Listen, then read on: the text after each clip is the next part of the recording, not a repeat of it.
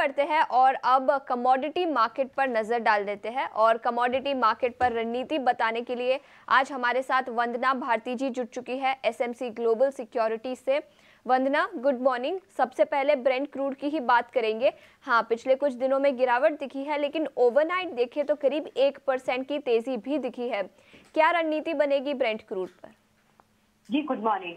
अभी US gulf coast में एक स्टॉर्म की बात हो रही है, वो हरिकेन में कन्वर्ट हो सकता है, तो इसकी वजह से हम लोगों ने कल 1% का एक इजाफा आता हुआ देखा।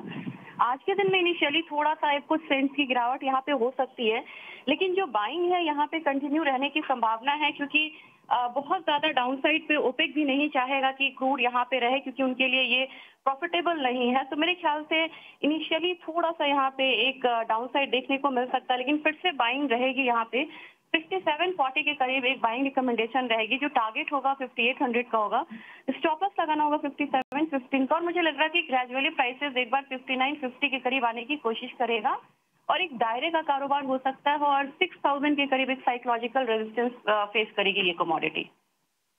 बिल्कुल, तो ब्रेंट क्रूड पर खरीदारी की राय 5800 का लक्ष्य और 5715 का स्टॉप लॉस बनाकर चले।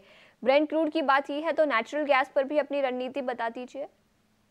जी, नेचुरल गैस में एक 191.7 का टेक्निकल रेजिस्टेंस है। बार बार कोशिश करने के बावजूद ये कमोडिटी वहां से नीचे की तरफ आती है और यहाँ पे लगातार गिरावट देखने को मिल रहा है। मुझे लग रहा है कि यहाँ पे आज के दिन में भी थोड़ी सी गिरावट यहाँ पे हो सकती है, तो 183 के करीब यहाँ पे एक सेलिंग रिकमेंडेशन रहेगी। 178 का टारगेट होगा, स्टॉप लॉस लगाना होगा 185 का।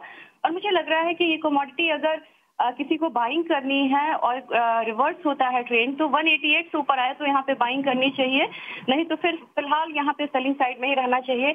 इन्वेंट्री अगर बढ़ा तो दबाव जो है प्राइसेस पे वो बढ़ सकता है।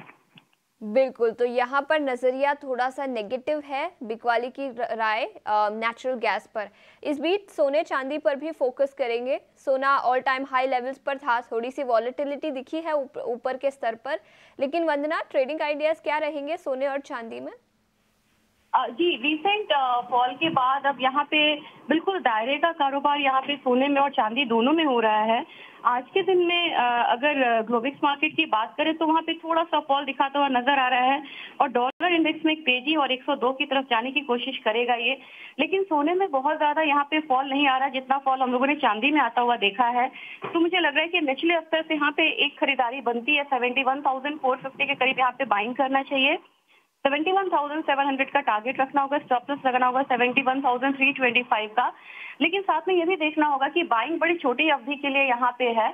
ओवरऑल लग रहा है कि नेक्स्ट लेग ऑफ रैली से पहले सोना एक करेक्शन देगा और कहीं ना कहीं 71,000 से 70,500 का लेवल हम शॉर्ट टर्म में आता हुआ देख सकते हैं।